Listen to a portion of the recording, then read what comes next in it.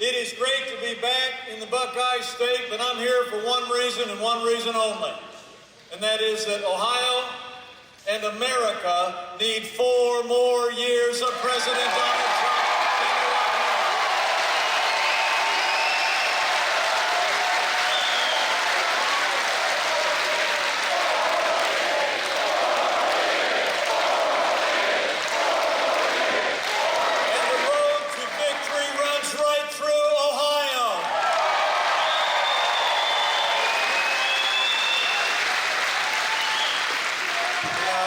It's great to be back in Buckeye State.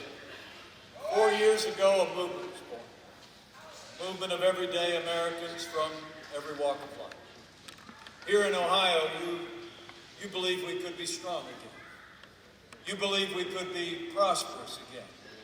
You said yes to President Donald Trump in 2016, and I know Ohio's going to say yes to 4 more years of President Donald Trump in 2020.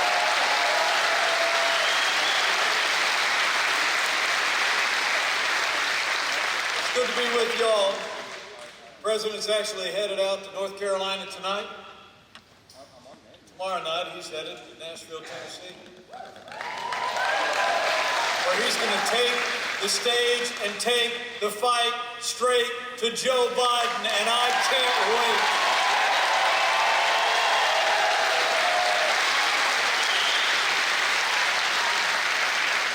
Now, we had a little debate of our own between the vice presidential candidates a couple weeks ago in Salt Lake City. Some people think we did all right.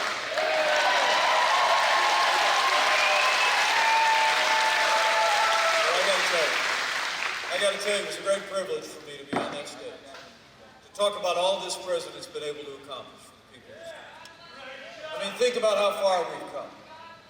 4 years ago, we inherited a military that had been hollowed out by years of devastating budget cuts. An economy that was struggling to break out of the slowest economic recovery since the Great Depression. Terrorism was on the rise around the world, and we witnessed a steady assault on our most cherished values. But in 3 short years, under President Trump's leadership, we rebuilt our military. We revived our economy. We secured our border, supported law enforcement, stood for life and liberty in the Constitution of the United States of America.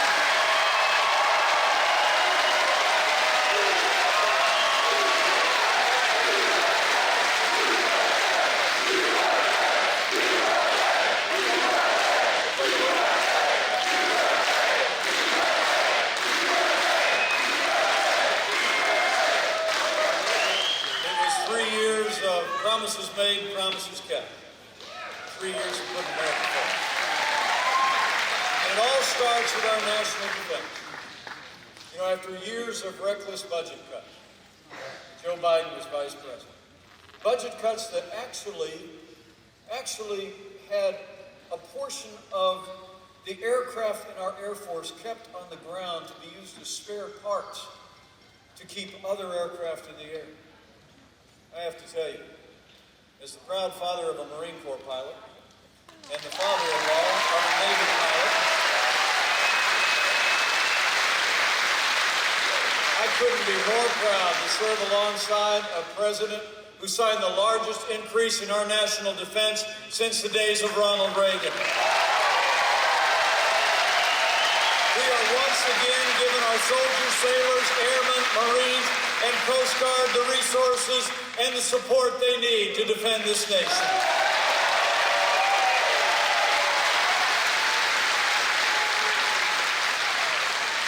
It's not just been about supporting those who serve in our armed forces and their families. It's been about supporting all of you who did serve in the uniform of the United States.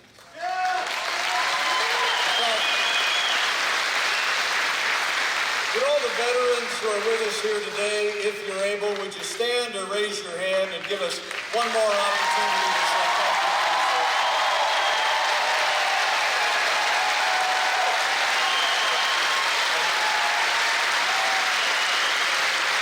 Thank you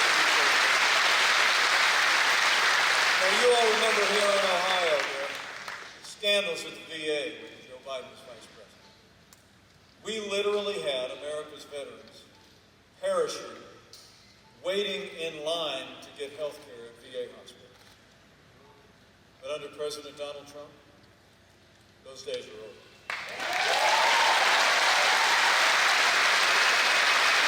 President Trump signed the most sweeping reforms of the VA in 50 years. We fired more than 3,000 VA employees that weren't giving our veterans the health care that they earned, and Veterans Choice is now available for every veteran in America.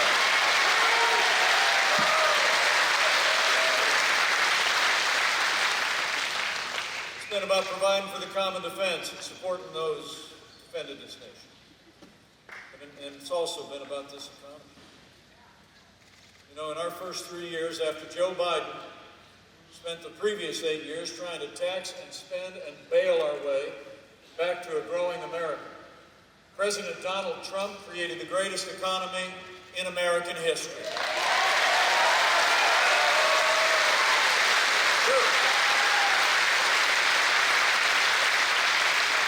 It's amazing to think that now, in the midst of a global pandemic, Joe Biden wants to raise taxes by $4 trillion.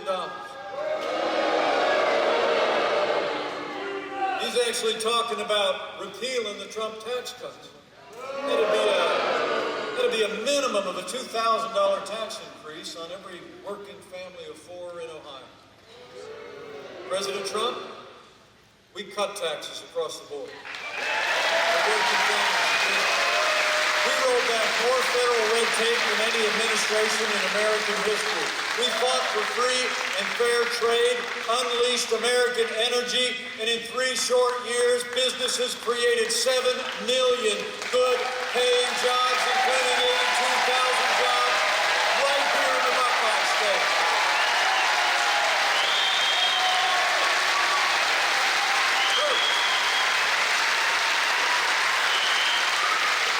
And under this president, household incomes grew 4 times as much in our first 3 years than they did in the 8 years that Joe Biden was vice president.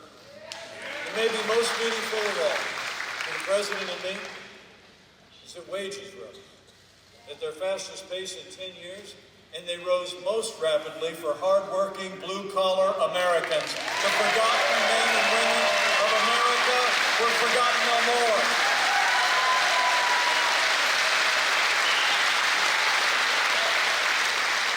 When it comes to trade, when we took office, Communist China was literally half of our international trade deficit. We were losing $500 billion a year to China. Now, Joe Biden, he's been a cheerleader for Communist China every step of the way. He said the rise of China was a positive development. And last year, he was dismissing that China was even a competitor. And closer to home, when we saw factories shuttered here across the heartland in the years following NAFTA.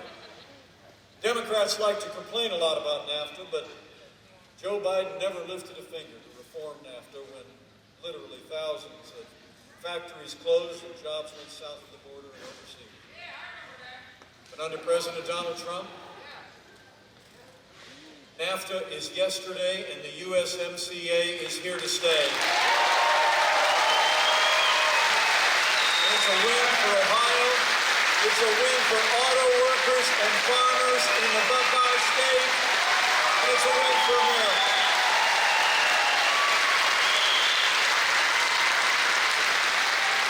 And when it comes to China, President Trump made it clear from day one. He told China the era of economic surrender is over. We imposed tariffs on China. We told them this tariffs will stand firm until you open your markets and treat American farmers and American workers fairly.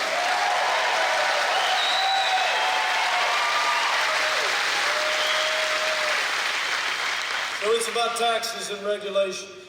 It's about trade. It's also about energy. When it comes to energy, you all deserve to know in the Buckeye State.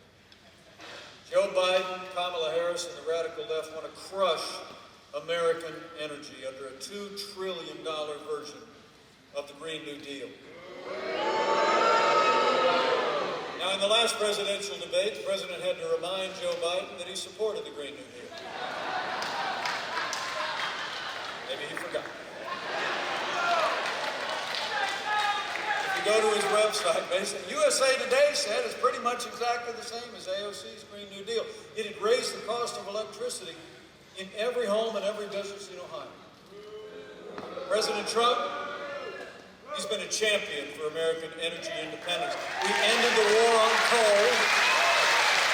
We unleashed American energy, and today America is a net exporter of energy for the first time in 70 years.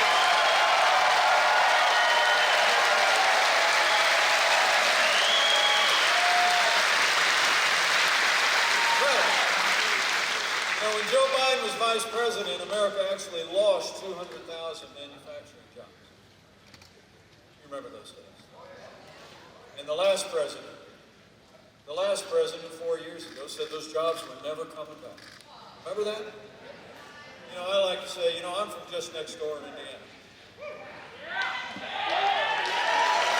I like to say out this way, we do two things well. We make things and we grow things. And yet you had a president, you had a vice president, for the previous 8 years that basically said manufacturing was a fading part of America's past. The last president actually said, remember, he said those jobs weren't coming back. He said, quote, "What magic wand do you have?" Well, we didn't need a magic wand. We just needed President Donald Trump in the White House. 500,000 manufacturing jobs created in just 3 years, including 13,000 jobs right here in the great state of Ohio.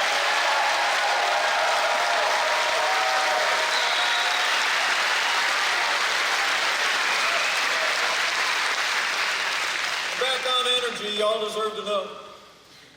No matter what they're saying now, over the last year, Joe Biden and Kamala Harris have made it clear. They want to abolish fossil fuels and end fracking. And that would literally cost hundreds of thousands of jobs in the state of Ohio. I mean, it's incredible when you look at their agenda. Men and women of Ohio, no matter what Joe Biden and Kamala Harris are saying right now, take it to the bank. Joe Biden and the radical left are planning to advance their own environmental agenda to abolish fossil fuels and ban fracking, but we're not going to let it happen. We're going to have more fracking, more American energy, more energy independence for generations to come. We're going to re-elect President Donald Trump for 4 more years.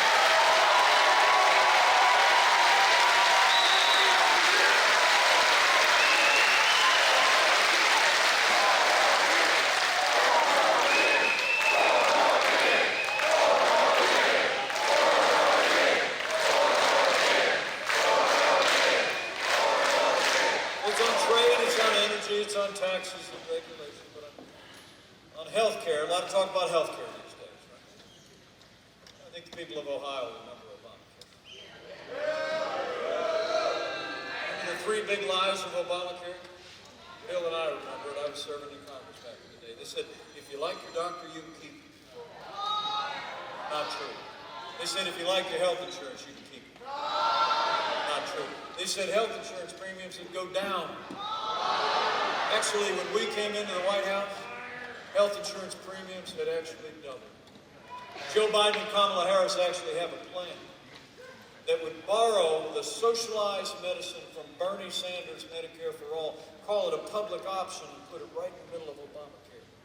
It set us on an inevitable path of collapse into socialized medicine.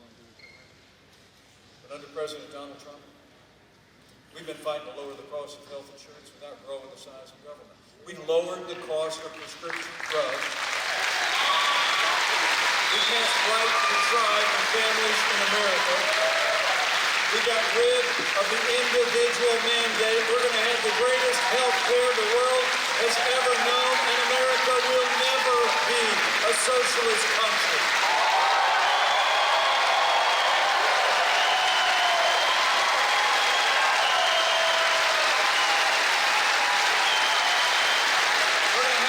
Built on free enterprise, free market. That's the American way. People of Ohio, we have a choice to make. I think it really is a choice between a Trump recovery and a Biden depression. It's true. I mean, a nonpartisan study came out just yesterday. It said that Joe Biden's economic policies, America would lose 5 million jobs. And the average household income of an American family would drop by $6,500. So you got to ask yourself.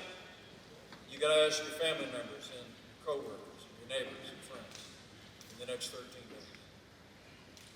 Who do you really think can bring this economy all the way back?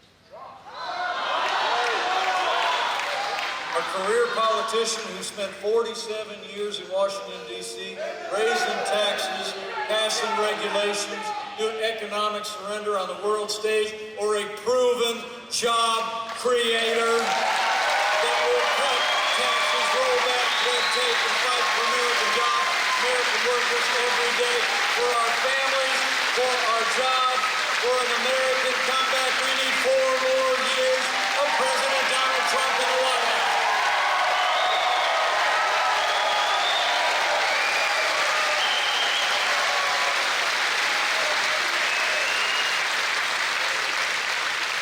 So it's been about security, it's been about prosperity. Fought for American energy and American workers. At every step of the way, President Donald Trump has also stood strong for the rule of law. As we stand here today, I'm proud to report to you that our president has actually seen confirmed more than 230 conservative judges to our federal courts at every level. They are all men and women who will uphold the God-given liberties in our Constitution, like the freedom of religion, the freedom of speech, and the Second Amendment right to keep and bear arms.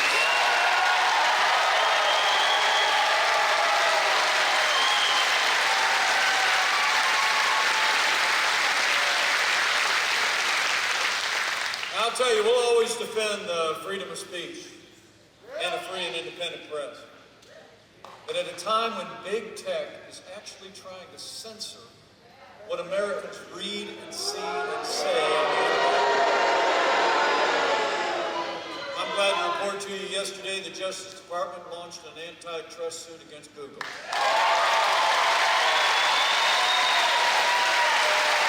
While big tech is trying to protect Joe Biden, President Trump and I are going to protect freedom.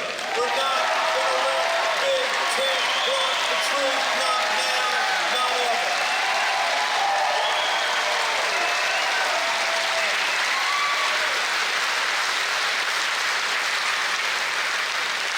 We're on to it.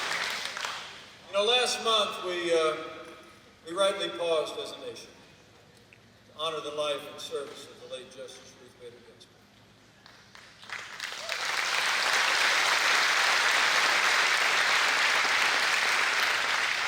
But when the memorials were over, President Trump fulfilled his duty under the Constitution. And he nominated an incredible, brilliant, principled, conservative woman to the Supreme Court of the United States, Judge Amy Coney Barrett.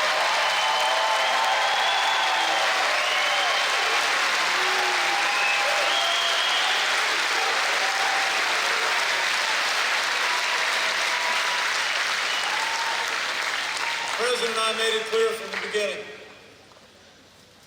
Called on the Democrats in Washington this time to give our nominee a respectful and dignified confirmation. But we had reason to be concerned. You all remember when she went through her confirmation 2 years ago to the Court of Appeals, the leading Democrat on the Judiciary Committee actually criticized Judge Barrett for her Catholic faith. She said it was of a concern because that Democrat senator said, quote, "The dogma lives loudly within you." And Hollywood elites have already started to criticize Judge Barrett's faith and her value. Well, I got news for the Democrats and their friends in Hollywood. That dogma lives loudly in me. That dogma lives loudly in you.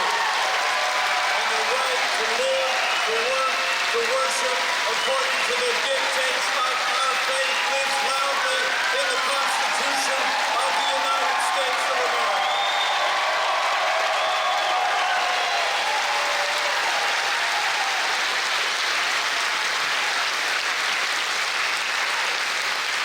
So the Senate's got a job to do.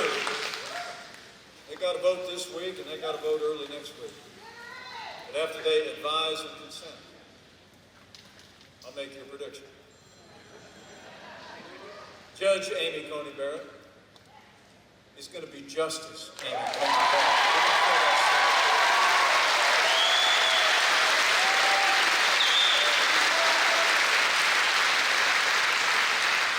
Three justices on the Supreme Court, 230 conservative judges. Standing here just across the mighty Ohio River from the Commonwealth of Kentucky.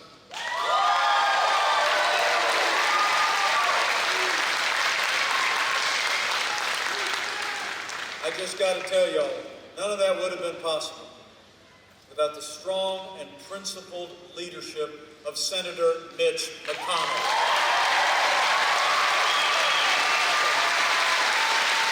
Right after you vote to re-elect President Donald Trump, we need to re-elect Senator Mitch McConnell to a renewed Republican majority in the United States Senate.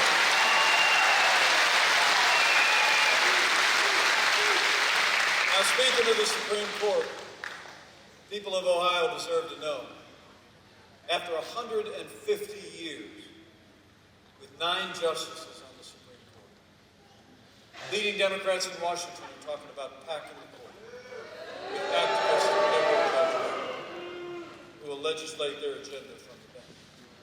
I mean, last Thursday night during that town hall, I mean, those weren't softballs they were throwing at Joe Biden, those were beach balls. While on the other network, President Trump is taking fastballs straight at him and he's hitting every one of them out of the park. All right?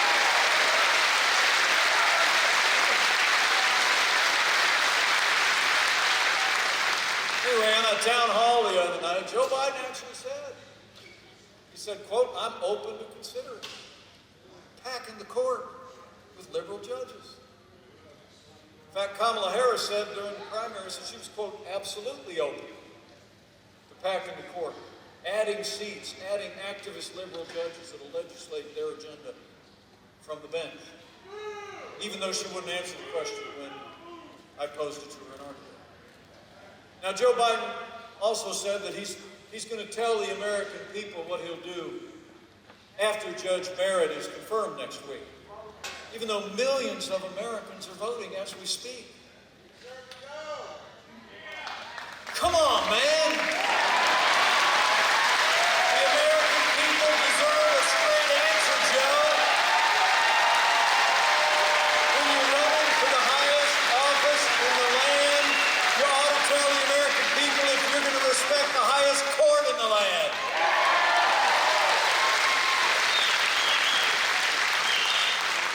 Look, I mean, we all know what's going on here. Now, I was born in the morning, but not yesterday morning. Joe Biden and Kamala Harris are going to pack the court with activist liberal judges if they win this election. But we're not going to let it happen. We're going to re-elect President Donald Trump and re-elect a Republican majority in the Senate. We're going to have an independent judiciary. And the rule of law. So we stood strong. Stood strong every step of the way for all the principles enshrined in our Constitution for their rule of law. And I think you all know here in Ohio, President Donald Trump has stood every day without apology for the men and women who serve on the thin blue line of law enforcement.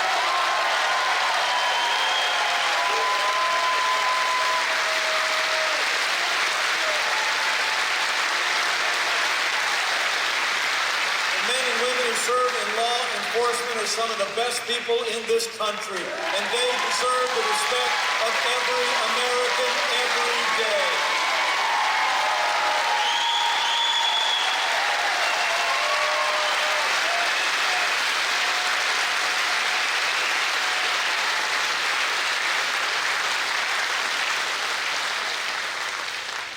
You know, President Trump and I will always support the right of Americans to peaceful protest. It's enshrined in our Constitution.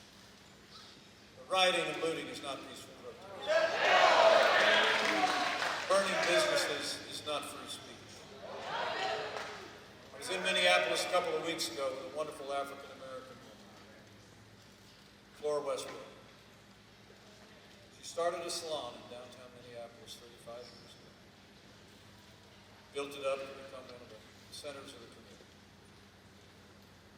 She told me of that fateful night, just a few days after the killing of George Floyd, when she saw the violent protesters come closer and closer and closer to her business, until they burned her to the ground. Now, for months, all Joe Biden talked about was peaceful protesters, remember? While people like Flora Westbrook literally looked into the ashes of her dreams. The American people watched businesses and cities around this country burn. You know, the truth is Joe Biden would double down on the very policies that have led to violence in our cities. When you start to withdraw support for those who protect and serve, you only embolden those who would do harm to our families. It breaks my heart to say that Cincinnati, as we speak, is on track to have a record number of homicides this year. Now, Joe Biden explains his position by saying that America is, quote, systemically racist. And he and Kamala Harris say that police have a, quote, implicit bias against minorities. When asked if he'd support cutting funding to law enforcement, Joe Biden replied, yes, absolutely. And Kamala Harris recently praised the mayor of Los Angeles for cutting $150 million out of the budget of the LAPD. Well, let me make you a promise. Under President Donald Trump, we're not going to defund the police. We're going to back the blue for 4 more years.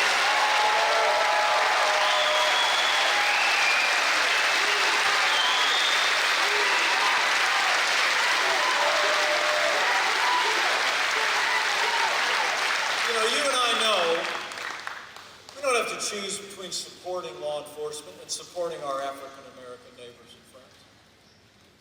I mean, honestly, for our first 3.5 years, we've done both every day. This president supported funding for more than 4,000 additional police officers through the COPS program. When violence broke out in streets around the country, he launched Operation Legend, named after a 4-year-old boy who was literally killed in his own bed in urban violence. And we've already arrested more than 3,000 violent perpetrators working with local law enforcement. And all along the way, I couldn't be more proud to be vice president to a president who saw the lowest unemployment ever recorded for African Americans, the highest funding in history for historically black colleges and universities, 8,000 opportunity zones, investing, jobs in our major cities, and educational choice we fought for every family in every city in America.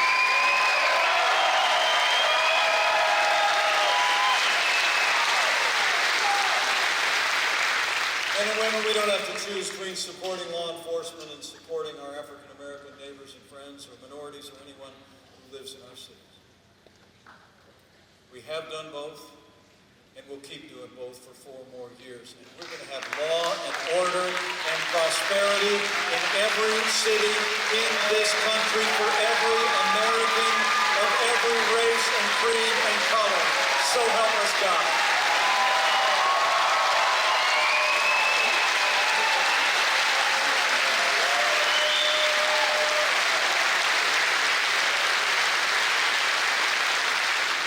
So we stood for the rule of law, for our Constitution, and for law and order. President Donald Trump has stood every day for the religious freedom of every American of every faith.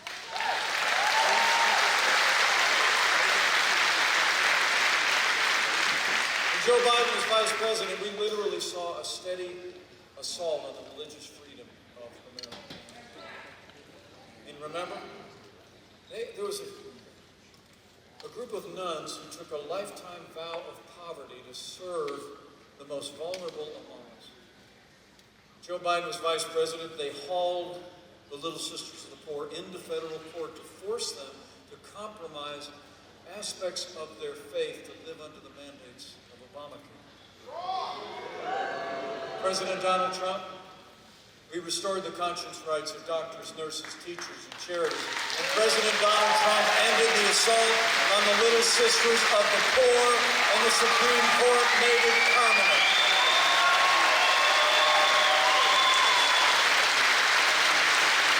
People of faith have no greater champion than President Donald Trump.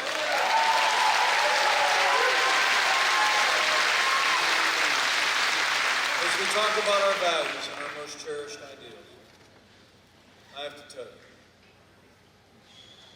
I couldn't be more proud to be vice president of a president who stands without apology for the sanctity of human life.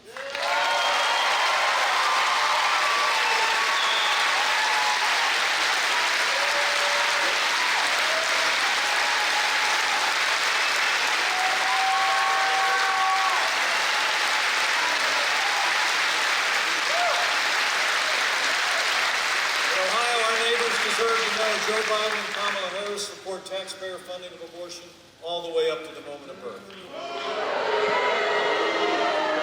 President Trump, he reinstated the Mexico City policy that prevents taxpayer dollars from being used to promote abortion anywhere in the world, and he signed a bill that allowed states like Ohio to defund Planned Parenthood.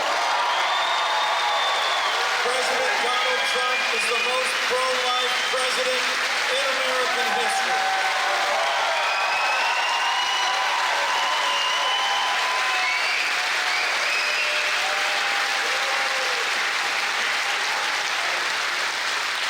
It's amazing to think what we all accomplished in those first 3 years. Rebuilt our military, revived our economy, stood for law and order, our liberties and life. And that's why, right after you vote to re-elect President Donald Trump, we need Ohio to send Bill Johnson, Steve Chabot, Brad Wenstrom back to a new Republican majority in the United States House and retire Nancy Pelosi once and for all.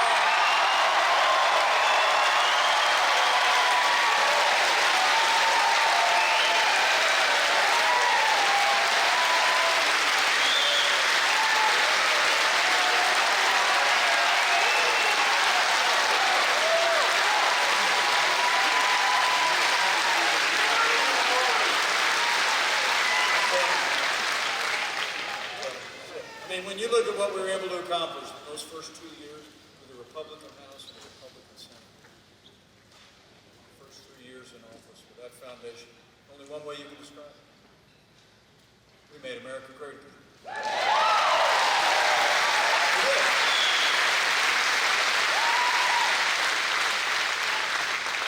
Then 2020 came. The coronavirus struck from China. And I'm here to tell you, for the first documented case of community transmission in the United States, President Trump did what no American president had ever done. He suspended all travel from China, the second largest economy in the world. I was there. I mean, literally, in the month of January, there were 5 cases of coronavirus in the United States. All of them had people who'd come back from China. But President Trump listened to our scientists, listened to our team. We made that decision on the spot in the Oval Office. Now, Now, Joe Biden called it xenophobic.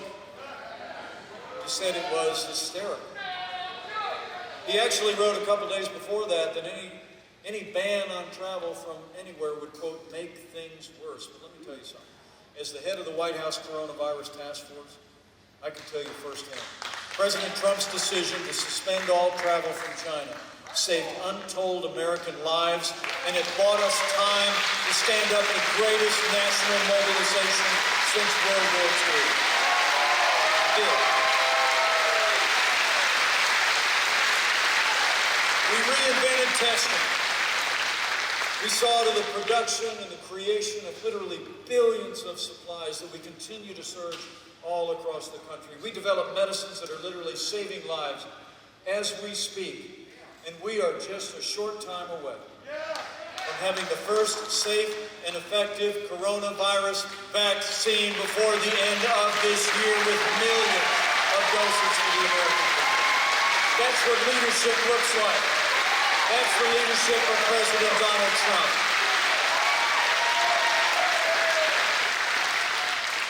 Now, I must tell you, anyone here and anyone looking on that's had a loved one lost in the midst of this global pandemic, you've always been in our hearts.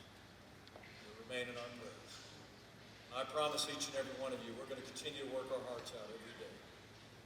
That our doctors and nurses and every American family have the resources to support the supplies and the medicines, get the level of health care that any one of us would want a member of our family to have. We're going to keep working to slow the spread, protecting the vulnerable, and saving lives. But as Joe Biden, we're going to hold China.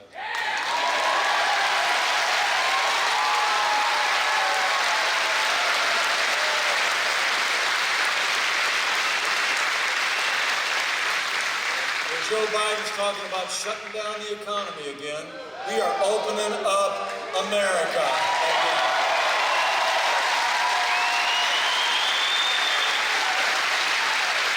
It's amazing.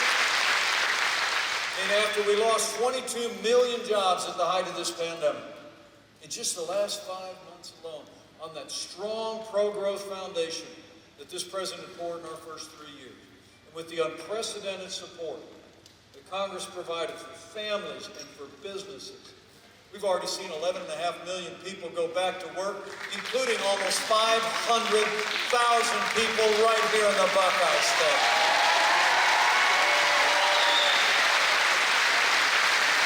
We are opening up America again, and we are opening up America's schools.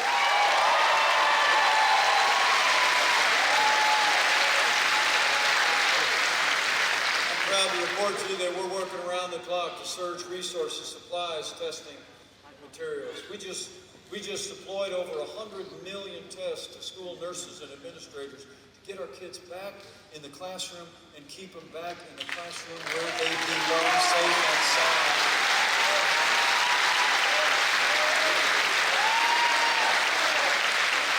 I'm proud to report to you that our second lady, Mrs. Pence, is already back in the classroom in a little Christian school just outside Washington, D.C.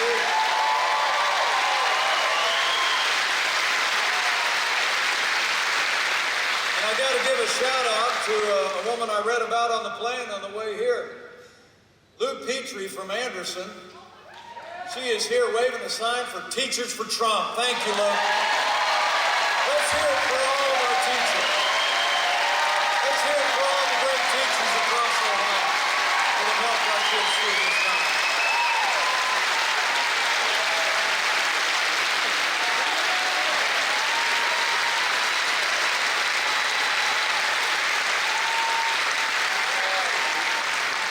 So we're opening up Ohio and America.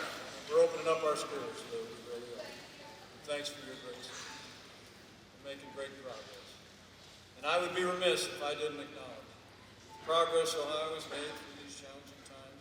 It's a tribute to your president. It's a tribute to the compassion and care of the people of this state, to our doctors and nurses. And I want to take this opportunity, yes, please, doctors and nurses, first responders,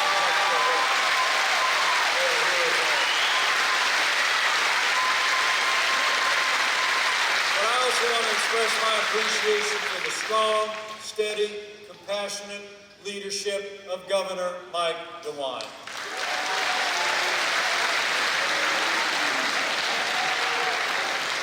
Men and women, we've been through a time of testing, but we're soon coming to a time for choosing. 13 days from now. The choice in this election has never been clearer. The stakes have never been higher. I mean, when you look at Joe Biden and Kamala Harris' agenda, higher taxes, open borders, socialized medicine, a Green New Deal, defunding the police, packing the courts, it's clear. Joe Biden would be nothing more than a Trojan horse for the radical left.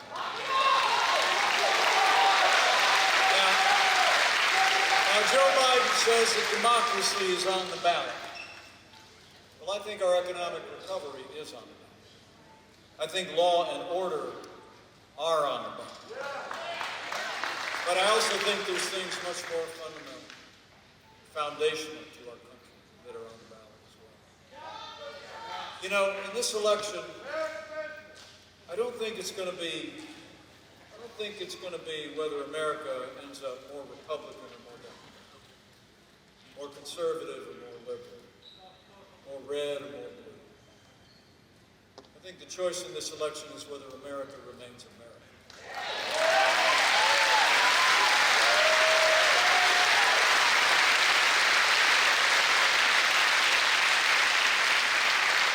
Whether we're going to chart a course based on all the timeless ideals and liberties enshrined in our founding documents. Chart a course based on freedom, individual responsibility, patriotism, or whether we're going to let Joe Biden and Kamala Harris steer us down the path of American decline. So let me say from my heart, for our freedom and all the ideals that have always made America great, we need to decide right here and right now that Joe Biden will never be president of the United States. We're going to re-elect President Donald Trump for 4 more years.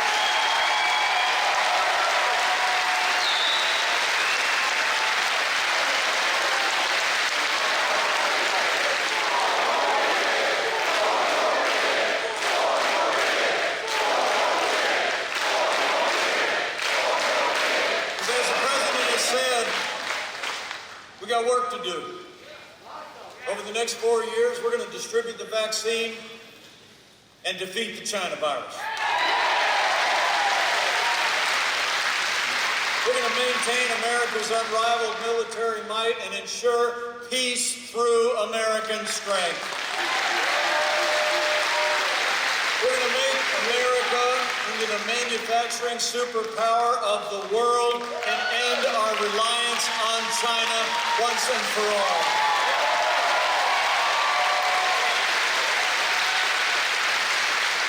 We'll uphold religious liberty, freedom of speech, the right to keep and bear arms. We're going to hire more police. We're going to ban sanctuary cities. And we're going to stop the indoctrination of our kids and restore patriotic education to our schools.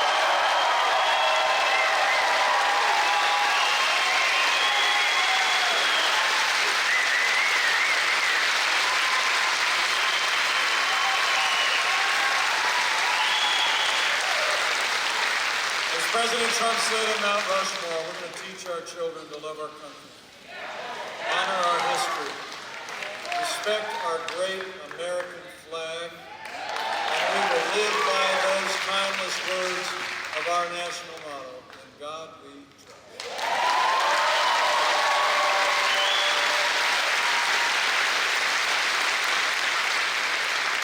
Well, I want to thank you all for coming out today. I'm really very humbled by this.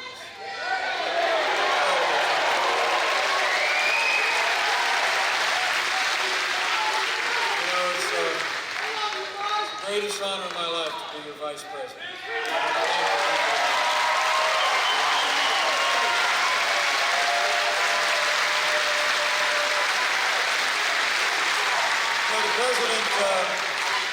President and I didn't know each other very well before he came by when I was governor of Indiana next door. We first got acquainted 4 years ago. I mean, some people think we're a little bit different.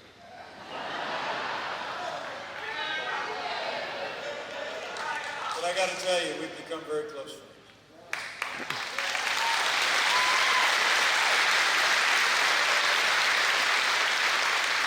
I've served shoulder to shoulder with him over these last 4 years, and I can tell you firsthand, against unrelenting attacks by the Democrat opposition and their allies in the mainstream press, there's never been a day gone by that President Trump hasn't gotten up and fought to keep the promises that he made to the people of Ohio. Now it's our turn to fight for him. It's on, Ohio.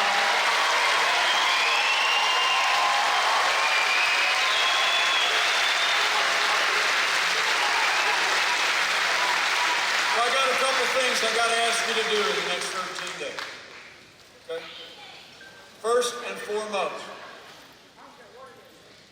I need you to vote, Ohio. Vote to re-elect President Donald Trump to the White House.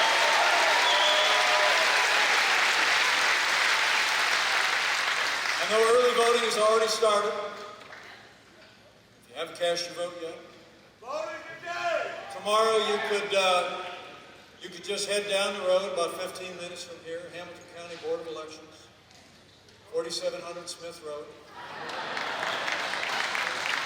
Open 8 to 6. And vote. And remember, friends don't let friends vote alone. Bring a family member, bring a co-worker, bring a neighbor, and vote to re-elect President Donald Trump for 4 more years.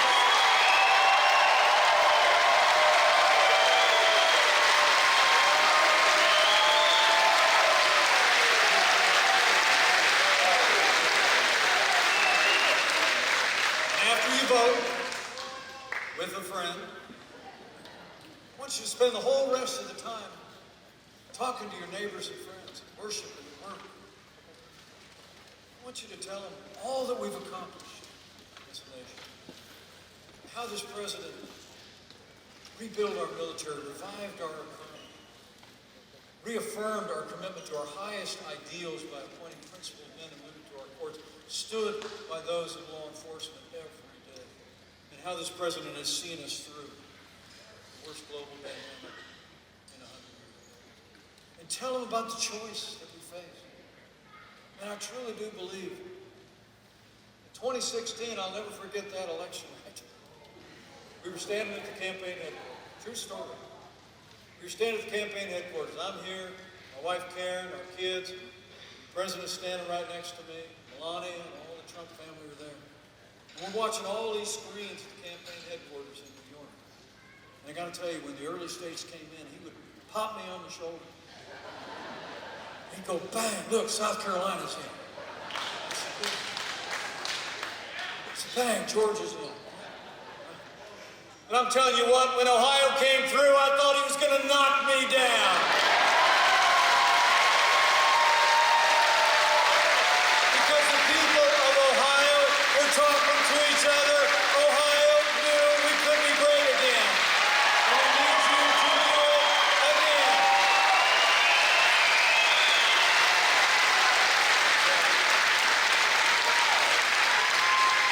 And finally, after you vote with a friend, go tell somebody, worship it at work, put it on your social media, pick up the phone and call somebody, text, tweet, however you want to do it. Just say, I was at the airport the other day, I ran into Mike, and he talked for like an hour, just about everything we've done about the choice in this election. Finally, maybe ask you to do one more thing. In all my travels across this country over the last 4 years, I'm more convinced than ever of two things about the people of this country. That is that America is a freedom-loving nation.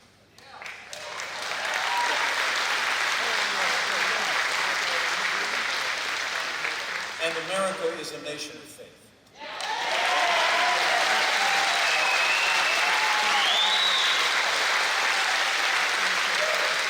You know, at the end of that vice presidential debate, they had a little question from a school-age group. She said she was watching television. It seemed like there was more that divided us in this country than united us. But you know, I'll always be convinced that there will always be more that unites us in these United States of America than could ever divide us. And chief among those things is faith.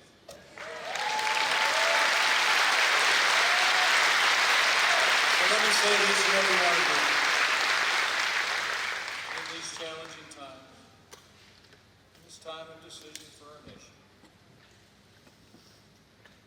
if you're inclined to bow the head and bend the knee the next 13 days, I encourage you to do that too. When you pray, pray with confidence. In those ancient words that Americans have clung to in times more challenging than we can possibly imagine in our time. That if his people who are called by his name will humble themselves and pray and turn, that he'll do like he's always done in the long and storied history of this great state and this nation. He'll hear from heaven, and he'll heal this land.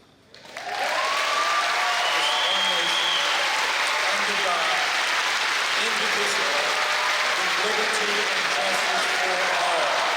So pray for America. Pray for all of the American people. Because with God, all things are possible.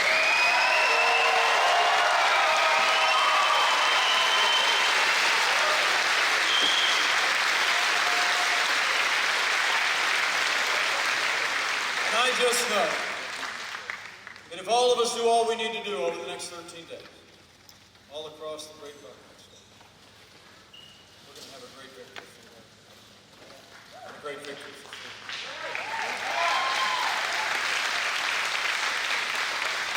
I truly do believe, that with Bill Johnson, Steve Chabot, in a new Republican majority,